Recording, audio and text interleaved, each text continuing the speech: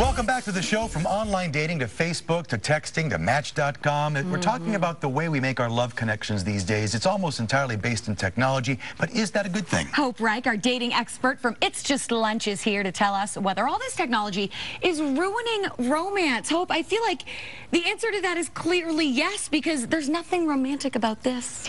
You are right. In my opinion, that is so true. Now, I think that you can get excited about people.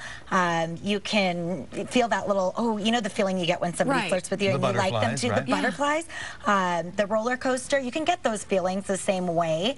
But romance as a whole, I mean, I think that we need to take romance offline. That's our philosophy at It's Just Lunch. Okay, so it doesn't necessarily have to kill the romance, but you're in charge, you're responsible for making it happen. Exactly.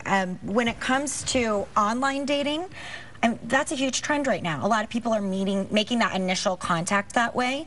I believe in it. It's Just Lunch. We believe that you need to meet the person in person to know what the chemistry is. So if you are online dating, just be cautious, be aware, make sure that you're moving forward and meeting that person in person before you've painted this whole picture and idea of who they are and what your relationship will be together. Let me ask you this. So it's a good point. Move beyond to actually meeting them. Don't linger online too much. Exactly. Now, what about the idea of ruining the romance, people researching? Because I know now I'm going to see what they're like on Facebook, follow them on Twitter, Google them.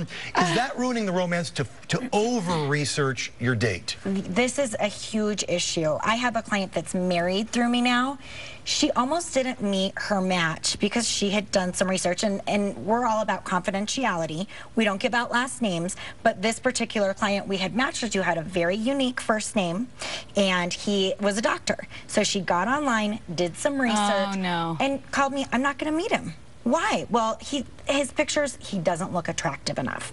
Now, granted, I've met this guy. I know that he doesn't take good pictures. Right. You want to be weary of paying too much attention to people's Facebook pictures. But is it okay to get some basics? You want to make sure they're not a creeper or something. I mean, can you do a little Googling? I think most people, especially women, are doing some research, or maybe it's you've already gone on a date and you're excited, but you want to learn more. So it's okay to do some research, but you don't want to get your whole perspective of who that person is based on what you find out about them online, because who they are in person is going to be quite different. Let's talk about texting and email for a second, because this I had a really hard time with. Started dating someone about 6 months ago, and everything was text back and forth, and it really irritated me. I want to speak to you. I want to talk to someone. What's your advice for this? I think this is a huge generational issue.